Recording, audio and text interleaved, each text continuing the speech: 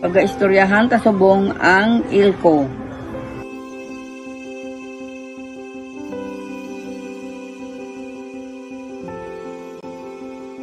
Ngayong aga sa tanan, ako si Vilma Bautista Honrado, nagapuyo sa barangay Tadlong, Sagay.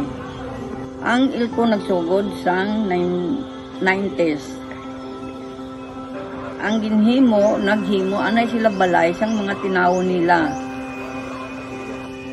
Pagkatapos, naghimo sila sang release sa din, maagyan sang ila nga train nga nagakuha troso sa kabukiran sang minapasok. Ini nga mga troso ginadala sa hulugan. Kag dito ginauton o kung ginalagari nga may mga tamanyo na kung magwa. Kag ini ginadala sa planing mill. Sa planing mill, dira sila ginalimpyuhan, ginasapiyuhan. Pagwa sina, naputos na, narap na. Ginadeliver na.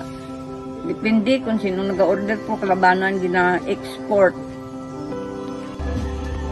Ang barangay pabrika, amuni ang ginadalaan sang una sang mga troso nga ginahimo mga kamanyado nga mga kahoy. Amo na nga ginatawag sila nga pabrika kay pabrikahan na sila sang mga troso. Sa amon barangay sa Sitio Balod, may isa ka pundasyon sang release ang nabilin nga may 15 square meter ang kalaparon kag 60 feet ang kataason. After we conducted the interview, our group decided to visit the site where one of the foundation of Ilco Railway is located. Here we are today at Sitio Balod, Barangay Tadlong, Sagay City, wherein according kay Nanay Vilma, dirita makita ang isa sa nabilin nga Ilco Railway Foundation during the early 90s. May-ari ini kalaparon nga 15 square meters kag katason nga 60 feet.